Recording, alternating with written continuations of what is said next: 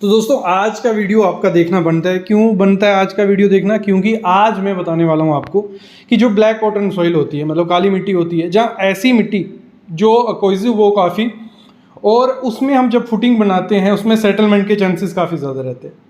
तो ऐसी किस तरीके से हम फुटिंग बनाएं और हमें डेप्थ कितनी रखनी होती है किसी फुटिंग की किसी भी घर के लिए, तो ये वीडियो काफ़ी अच्छी इंपॉर्टेंट रहेगी।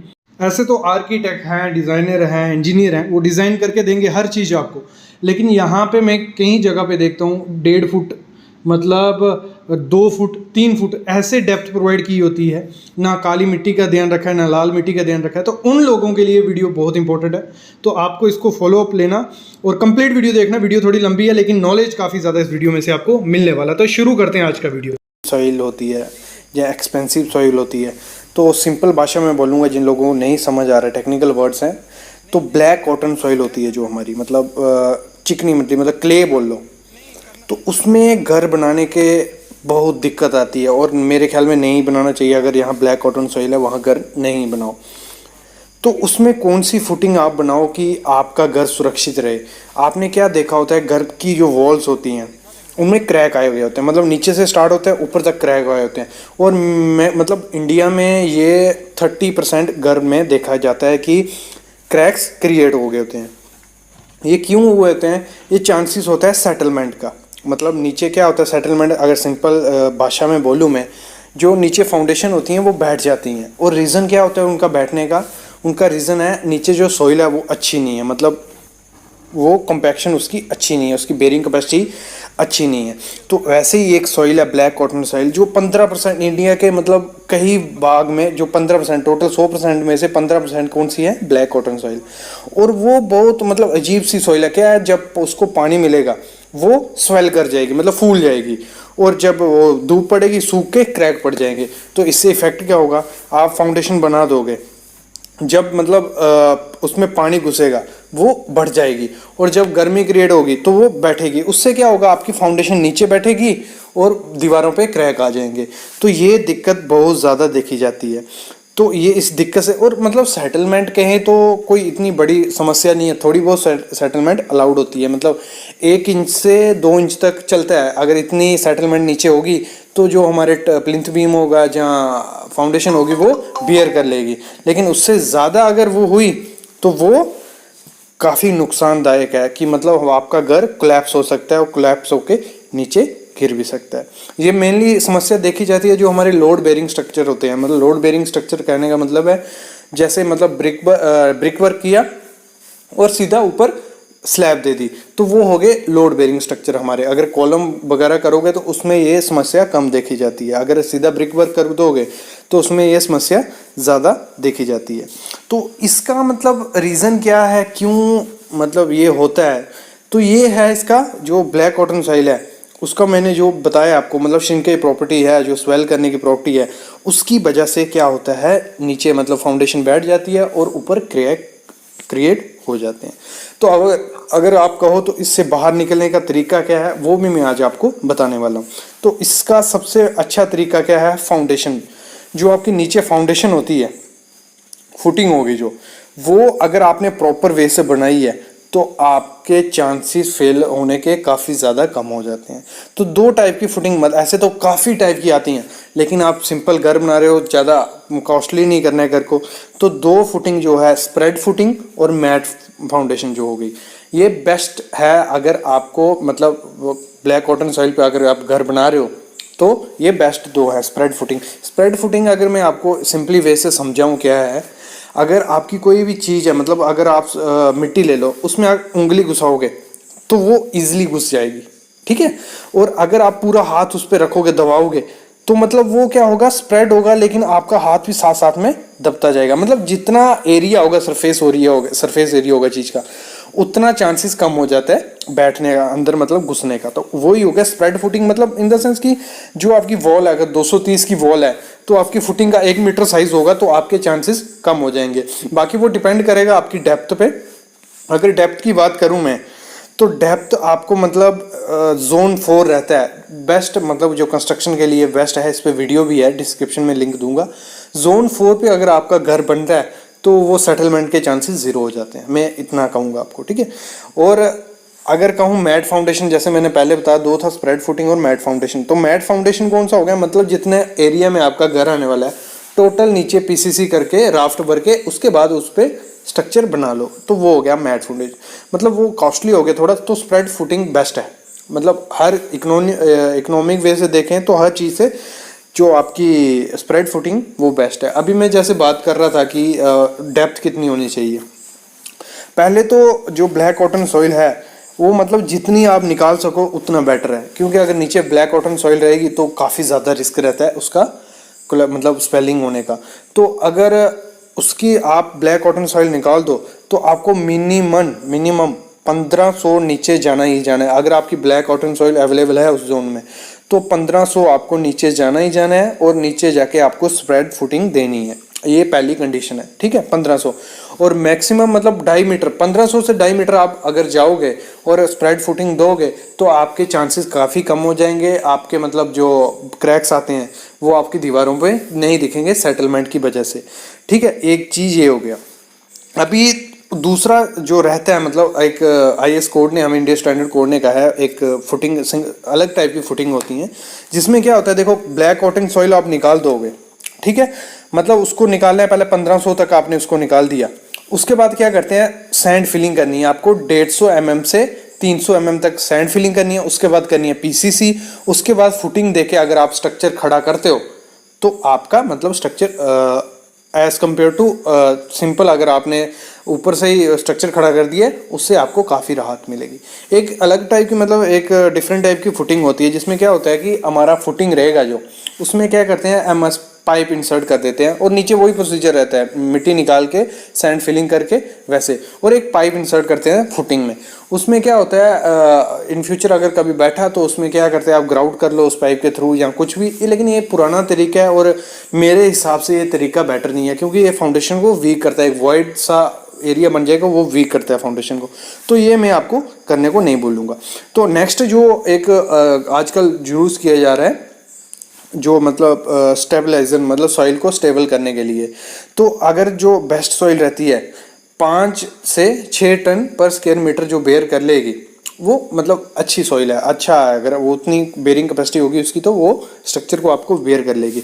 तो अभी मैं स्टेबलाइजर की बात कर रहा था, तो क्या करते हैं, जो सॉइल होती है कॉटन सॉइल, उसको क्या करते हैं, मतलब उसका एक हिस्सा जहाँ आपकी फाउंडेशन होगी उधर हिस्से से मिट्टी उठाएंगे, उसमें लाइम मिक्स करेंगे और उसको अच्छे से मिक्स करके थोड़े टाइम तक छोड़ देंगे और वो फिलिंग कर देंगे उसमें।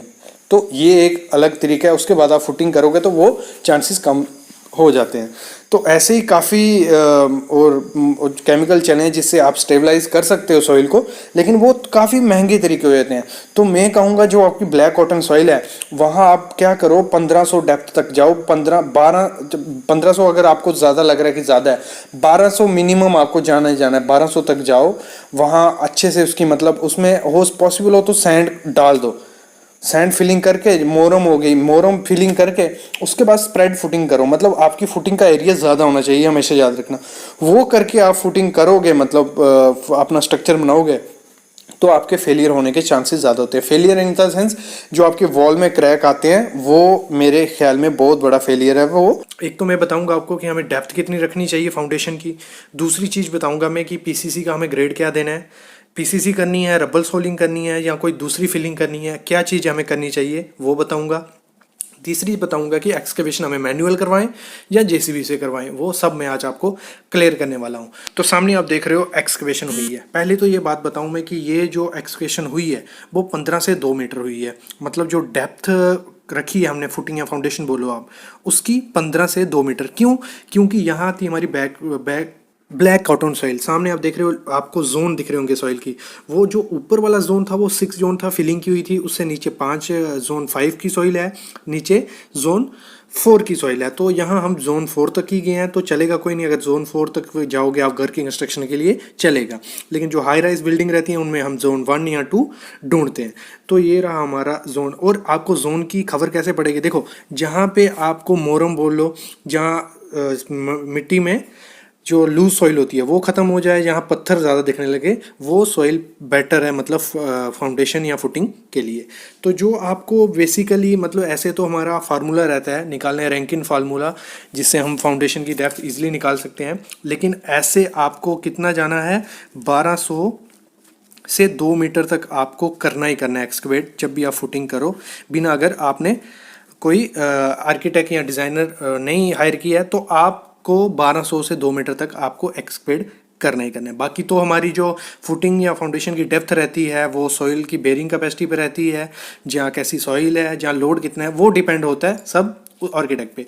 बाकी आप 1200 से 2 मीटर प्रोवाइड कर सकते हो खड्डे की डेप्थ। ये हो गया हमारा कि फुटिंग कितना। और जो साइज़ डिपेंड होगा, साइज़ डिपेंड होता है हमारे हाउस, मतलब आपका डिप्लेक्स है या हाई राइज बिल्डिंग है या जैसा भी आपका घर है, उसके हिसाब से उसका साइज़ डिपेंड होगा फुटिंग का, ठीक है। और साइज़ आप जा सकते हो, इसके लिए आपको क्या है, हमारी मैं डिस्क्रिप्शन में लिंक दे दूंगा, उसमें मैंने एक वीडियो डाली है जिसमें हम साइज़ निकालते हैं, डेप्थ निकालते हैं, सब उसमें है। लेकिन आज मैं इसमें आपको बताऊंगा कि क्या क्या चीज़ें आपको देखनी है, ठीक है। ये हो गया साइज़ का भी हो गया हमारा। और आपको मैं थ्योरेटिकली समझाता हूँ इसके बारे में और थोड़ा ज़्यादा। तो गैस डेप्थ का हो गया हमारा कि डेप्थ हमें कितनी रखनी होती है, 1200 से 2 मीटर हमारी डेप्थ का हो गया। और मिनिमम साइज जो फुटिंग का रखोगे आप, वो रखोगे 1000 मीटर बाई 1000 का, ये हो गया मतलब इंटू 1200। ये मिनिमम डेप्थ और विड्थ होनी चाहिए घर की कंस्ट्रक्शन की, अगर आप डुप्लेक्स बना रहे हो। फिर आते हैं हम पीसीसी ग्रेड। देखो पीसीसी ग्रेड डिपेंड भी करता है सॉइल पे भी, लेकिन आपको M10 से कम पीसीसी ग्रेड यूज नहीं करना है उसमें, ये याद रखनी है। मिक्स्ड डिजाइन ना M10 का होना चाहिए पीसीसी ग्रेड का। और अब बात आती है दूसरी की, हमें पीसीसी करनी चाहिए या रबल सोलिंग या सैंड एग्रीगेट फिलिंग करनी चाहिए। देखो पीसीसी डायरेक्ट अगर आपका मोरम वाला एरिया आ जाता है, जहाँ जोन 4 आ जाता है, जहाँ बोलो कि हार्ड स्टार्ट आ गया, मतलब पत्थर वाला एरिया आ गया, तो वहां डायरेक्ट आपको पीसीसी कर देनी है। कितनी, 4 इंच की या 3 इंच की आपको पीसीसी वहां कर देनी है। 75 mm से 100 mm पीसीसी आपको वहां कर देनी है सीधा, अगर हार्ड जोन आ गया। दूसरा, अगर आता है वहां आपका लूज आता है, मतलब आप 1200 से 2 मीटर तक भी चले गए फिर भी आपका लूज आ रहा है, वहां आपको कर देना है प्लम कंक्रीट रबल सोलिंग। ये करके उसके ऊपर पीसीसी कर देना है। और ये रबल सोलिंग, प्लम कंक्रीट, ये मैं टेक्निकल वर्ड्स बोल रहा हूँ, ये आपको सब वीडियोस हमारी उसमें डिस्क्रिप्शन उसमें मिल जाएंगे, प्लेलिस्ट में सब मैंने वीडियो डाला हुआ है। इधर जिनको पता है वो आगे कैरी ऑन करते जाएं, जहां वीडियो देख के आप ये वीडियोस भी देख सकते हो, ठीक है। प्लम कंक्रीट या रबल सोलिंग। फिर आता है कभी कभार क्या होता है, नीचे ये आपके अगर में खड्डा खोद दिया हमने, यहाँ लूज आया, तो यहाँ क्या करते हैं, सैंड फिलिंग करते हैं, फिर उसके बाद एग्रीगेट थोड़ा डालते हैं, मतलब रबल सोलिंग की तरह ही ये डालते हैं, और उसके बाद सीधा फुटिंग बांध के उसको कंक्रीट करते हैं। ये गलत है, इसमें आपको सैंड फिलिंग करके एग्रीगेट डाल के उसके ऊपर पीसीसी जरूर करनी है, उसके बाद आपको फुटिंग करनी है। और कई जगह पे क्या किया जाता है, सीधा जो मार्बल आता है, मार्बल के पीस डाल के उसके ऊपर फुटिंग की जाती है, तो वो गलत तरीका है। उसमें लोड के कारण मार्बल टूट जाता है और सीपेज के चांसेस काफी ज्यादा बढ़ जाते हैं। ये 3 चीजें हो गई। अभी चौथी चीज है कि हमारी एक्सकवेशन की बेस्ट वे, मतलब एक्सकवेशन कहाँ कैसे करें, ये मैं आपको बताता हूँ। ये क्यों डायग्राम बनाई है, क्योंकि काफी मुझे वीडियोस आ रही थी, कमेंट्स आ रहे थे सर की वो बताइए कि हमें प्लान के थ्रू कैसे हम उसको करते हैं, फुटिंग अपना शार्पना है या जो भी है। तो पहले मैं एक्सकवेशन का बता देता हूँ कि एक्सकवेशन में आपको क्या करना है।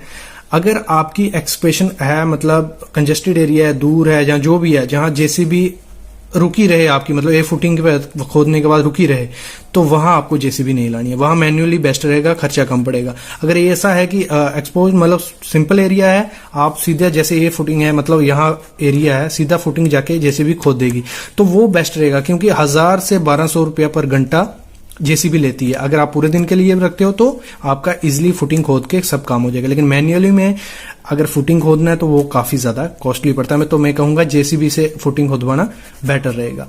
और अभी बात करते हैं हम कि हमें प्लान को देख के कैसे करना है। जैसे देखो, कोई भी ये आपका कॉलम है और ये फुटिंग है, कोई भी एक रेफरेंस पकड़ लो, मतलब कहीं से ना कहीं तो रेफरेंस होगा, या ये रोड होगा आपका, या यहाँ घर होगा, तो उसके हिसाब से पकड़ लेना। मतलब ये पहला पॉइंट पकड़ लिया फुटिंग का, यहां से 1 मीटर हम यहाँ आए, 1 मीटर यहाँ आए, और ये फुटिंग बन गई। उसके हिसाब से जो आपको ड्राइंग में दिया होगा कि कॉलम का सेंटर इधर है, तो इधर सेंटर लाइन मेथड से आप इजीली फुटिंग का सेंटर वगैरह माप सकते हैं। जैसे ड्राइंग में दिया था कि ये पॉइंट था, यहां से 1 मीटर, यहां से 1 मीटर काट कोना बन गया।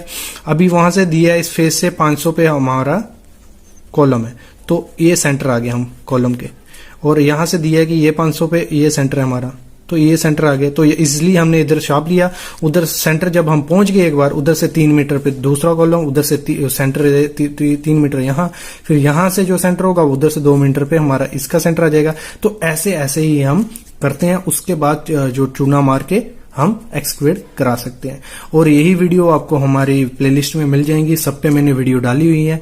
तो गाइस अगर आपको वीडियो पसंद आई है तो लाइक जरूर करना। और हमारी हाउस कंस्ट्रक्शन बेसिक की सीरीज चालू रहेगी, साथ साथ में टेक्निकल भी वीडियोस आती रहेंगी फ्रेशर या सिविल इंजीनियर उनके लिए भी। Thank you guys.